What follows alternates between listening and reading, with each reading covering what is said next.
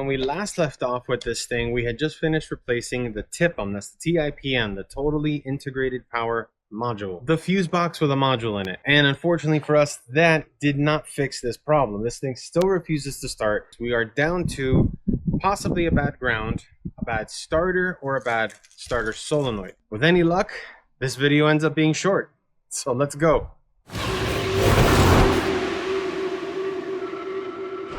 What are you going to connect it with, a jumper cable? Yep. So I've got jumper cables in my hand, but we're not going to be jumping this vehicle. We are going to be jumping the ground, giving this thing a better path to ground than the chassis grounds, the starter ground, or any other ground strap that might be causing a short in the circuit. Possibly one of the easiest things you can do, just connect a jumper cable from the negative post on the battery to a clean engine ground. I went ahead and used the positive side as well, just to give it as much current pass as possible. Now remember, the important thing is that we are shorting a path to ground. We're not doing anything, we're not touching the positive battery cable. In case somebody later on tells me, I did what you said and poof! That's not what I said. Not even close. And here we'll use the engine pickup eye. Here goes nothing. What's the worst that can happen? Nothing. No explosion, right? No. A few moments later. Well, unfortunately, guys, nothing happened. I know it's anticlimactic. Wifey adding camera support in the back. Good news, bad news. Good news, that does rule out that it's potentially another electrical problem. The bad news is that it does sound like it's either a bad starter solenoid or a bad starter, which means now I've got to get underneath and get access to the starter so I can test the starter signal to see if we're even getting a starter signal to the starter solenoid.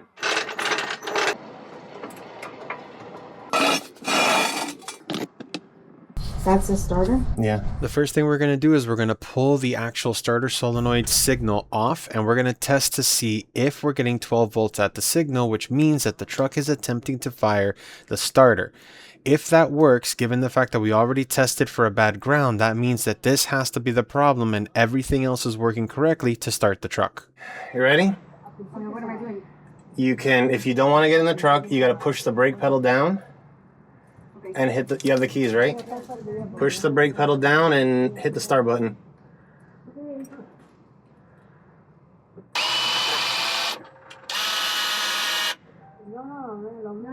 Yep. Hold on. Yeah. There's power at the solenoid. That means that the starter's bad.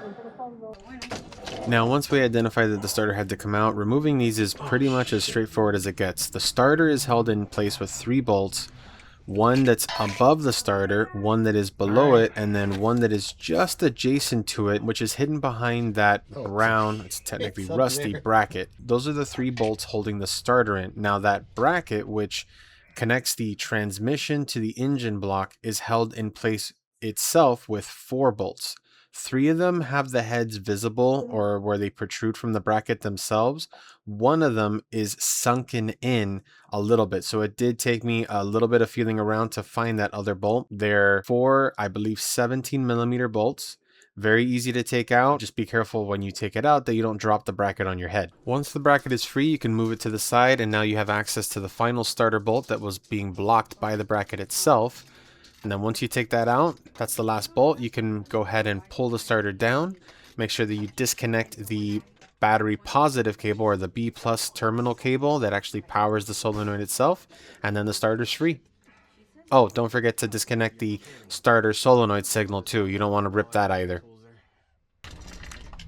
For shiggles and gits, I decided it was worth testing the starter just to pacify my father-in-law, because he was really worried that we had gone through all of this only for it to be some other random unknown part, like when we tried the TIPM.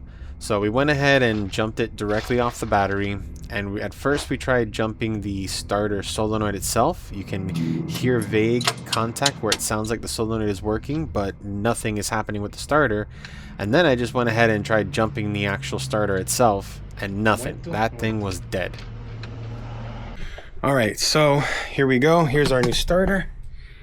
Now it's time to get back underneath the truck, put the thing back on, put on the retaining plate, although I'll probably test fire it beforehand so that we actually have an idea But we're pretty much, at this point, it can't be anything else. Let's get under there and get back to work. Jesus, this is heavy.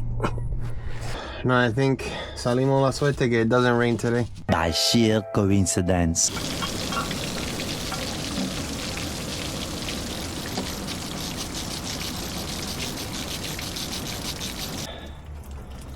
All right. So, made sure we actually plugged the solenoid back in. Hold on, I can't hear you that well. I'm talking to the camera.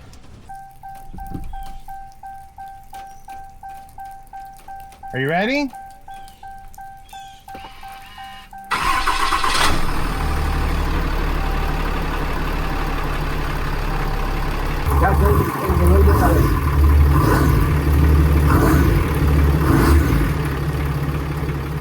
Once the truck started, it didn't take long for emotions to set in, and my hard as nails father-in-law got a little emotional because I had helped him dodge the bullet. The dealership was quoting over $2,000 to figure out what was wrong with the truck on the assumption that you'd have to end up doing this, and it just didn't seem like a fair price for him. So I knew that with the help he'd given me, with the space to do our swap, the least I could do was get his truck back on the road.